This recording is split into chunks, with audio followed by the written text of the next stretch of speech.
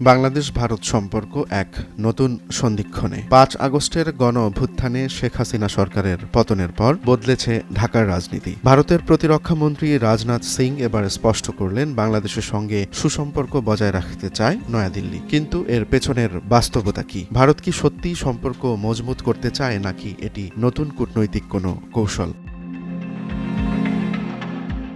৮ March ভারতীয় সংবাদ সংস্থা IANS-কে দেয়া এক বিশেষ সাক্ষাৎকারে রাজনাথ সিং বলেন, আমরা আমাদের প্রতিবেশীদের বদলাতে পারি না, কিন্তু তাদের সঙ্গে সম্পর্ক ভালো রাখা আমাদের দায়িত্ব। সাবেক প্রধানমন্ত্রী বাজপেয়ীর এই নীতিকে অনুসরণ করছে বর্তমান বিজেপি সরকার। কিন্তু রাজনৈতিক বিশ্লেষকদের মতে এটি শুধু কূটনৈতিক বার্তা নয়, বরং পরিবর্তিত বাংলাদেশের প্রতি ভারতের নতুন দৃষ্টিভঙ্গির প্রতিফলন। নয়াদিল্লি কিছুদিন ধরে ঢাকা নিয়ে উদ্বিগ্ন। শেখ হাসিনার সরকারের পতনের পর ড. মোহাম্মদ ইউনূসের নেতৃত্বাধীন অন্তর্বর্তী সরকারের প্রতি ভারতের অবস্থান পুরোপুরি স্পষ্ট নয়। পররাষ্ট্র মন্ত্রণালয়ের মুখপাত্র রণধীর জয়সওয়াল একাধিকবার বলেছেন, ভারত চায় বাংলাদেশ স্থিতিশীল, শান্তিপূর্ণ এবং অন্তর্ভুক্তিমূলক হোক, কিন্তু সেই শান্তির সংজ্ঞা ঠিক কে দিচ্ছে?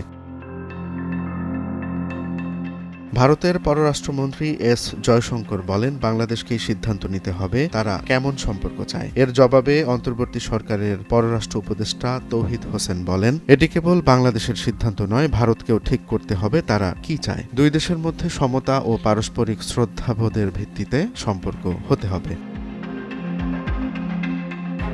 কিন্তু এই সুসম্পর্কের বার্তার মধ্যে রয়েছে কিছু অস্বস্তির ইঙ্গিত। ভারতের মিডিয়ায় বাংলাদেশের সংখ্যালঘু ইস্যু তুলে ধরার প্রবণতা নিয়ে ঢাকার আপত্তি স্পষ্ট। তৌহিদ হোসেন সরাসরি বলেন, বাংলাদেশের সংখ্যালঘু ভারতের বিষয় হতে পারে না। ভারতেরও সংখ্যালঘু সমস্যা আছে, সেটাও তাদের নিজস্ব বিষয়।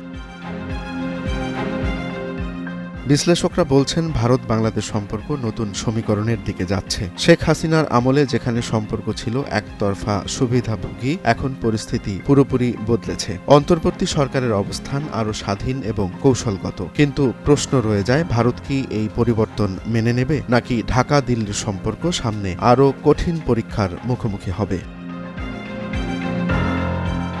রোমান্স তালুকদার, নয়া দিগন্ত।